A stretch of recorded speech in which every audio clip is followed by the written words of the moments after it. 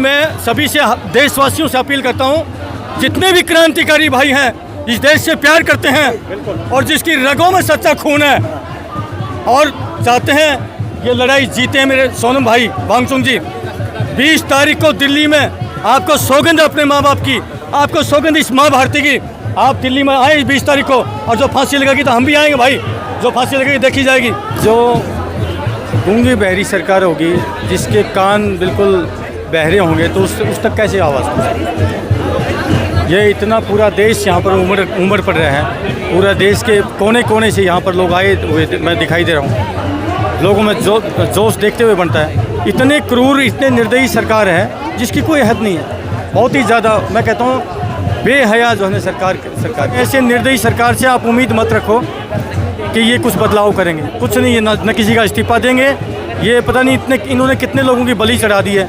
ये पूरे देश जो जब यहाँ पर आ जाएगा ना, पूरा देश खड़ा हो जाएगा, तभी भी नहीं सुनेंगे, क्योंकि इनको पता है कि चुनाव तो हमें मशीन से ही जीतना है। पूरा देश विरोध में आ जाए तभी भी ये जो है हार मानने वाले नहीं है। सही बात है, गलत बात है?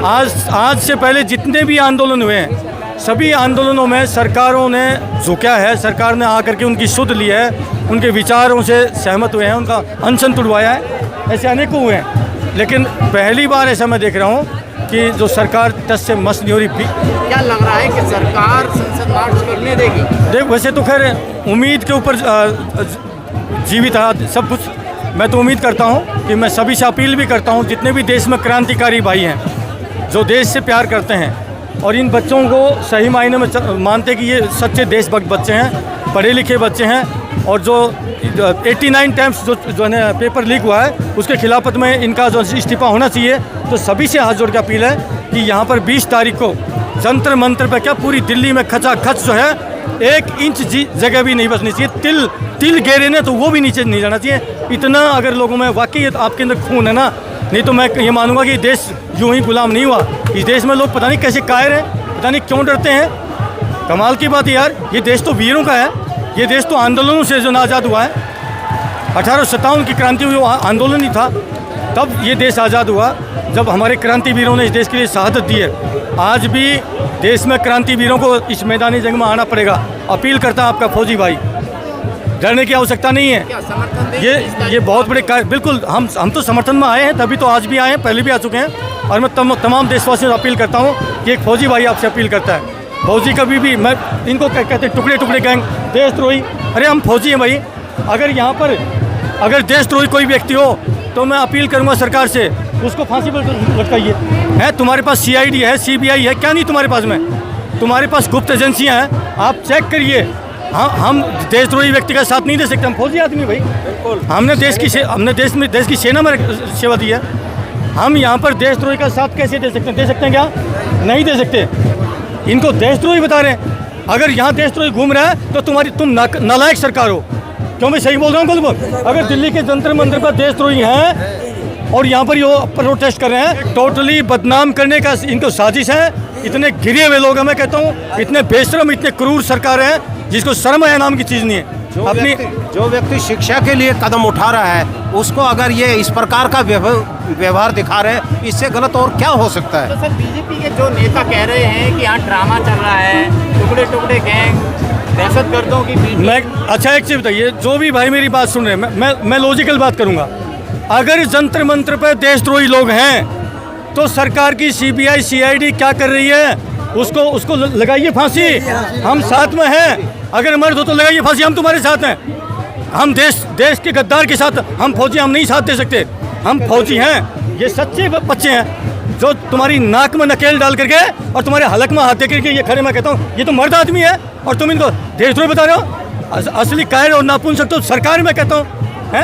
अरे पहले के वक्त में अगर कोई नेता होता था, अगर रेल मंत्री है, अगर ट्रेन एक्सीडेंट हुआ तो रेल मंत्री ने इस्तीफा दिया है, दिया कि नहीं दिया है? नैतिकता थी, उनके अंदर नैतिकता थी। लेकिन आज नैतिकता बची नहीं है, और खासकर बीजेपी सरकार के नेताओं में तो नैतिकता है ही नहीं, है क्या?